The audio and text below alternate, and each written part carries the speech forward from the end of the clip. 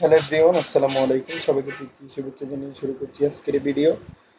আজকে আমি আপনাদেরকে শেয়ার করব আপনাদের সাথে ক্যালকুলেট রিটায়ারমেন্ট নিয়ে।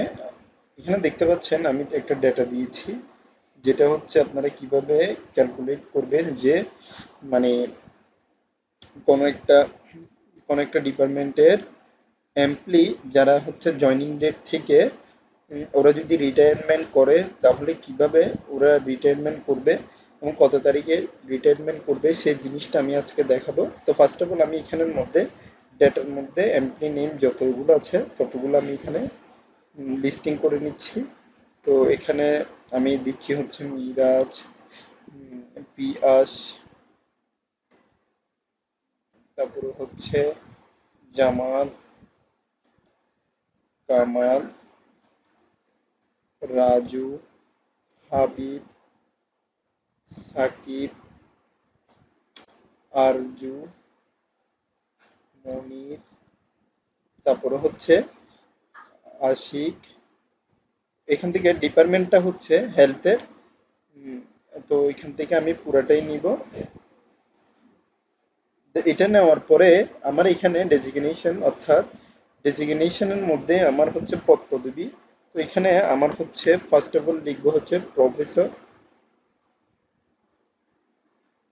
তারপর হচ্ছে assistant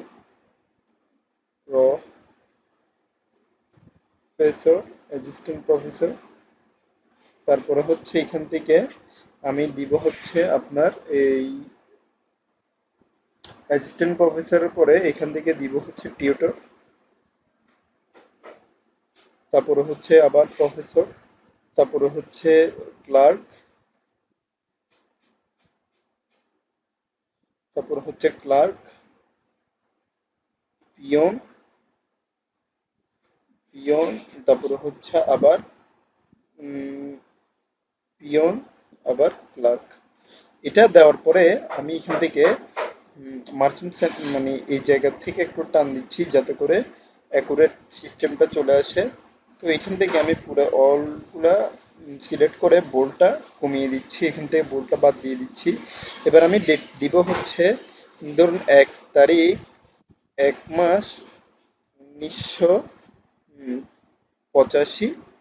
sorry, date of birth দেওয়ার পরে এখান থেকে আমি পুরোটা দিয়ে দিচ্ছি নির্ধারিত ডেট। তো এখান থেকে আমি দিব হচ্ছে যেটা রিটায়ারমেন্টের ডেটের আন্ডারে যেটা পড়বে সেটা হচ্ছে আপনার ফুললি আপ ডেটের একটা মানে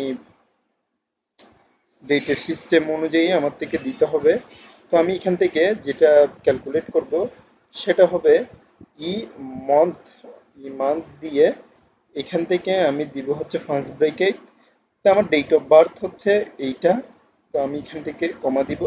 তারপরে দিব হচ্ছে এখান থেকে ব্রেকেট, এখানে লিখবো 12 ইন্টু, যেহেতু আমার 60 বছর রিটায়ারমেন্ট হয়ে যাবে আমার জয়নিং ডেটটা দিব। দেন হচ্ছে এখান থেকে আমি 60 বছর হিসাব করার পরে এখানে যখন আমি ক্যালকুলেট করব অটোমেটিকভাবে সবগুলা চলে আসবে। তো আমি দেখি এখানে ইমন ইজ 0, দেন হচ্ছে এখানে 12,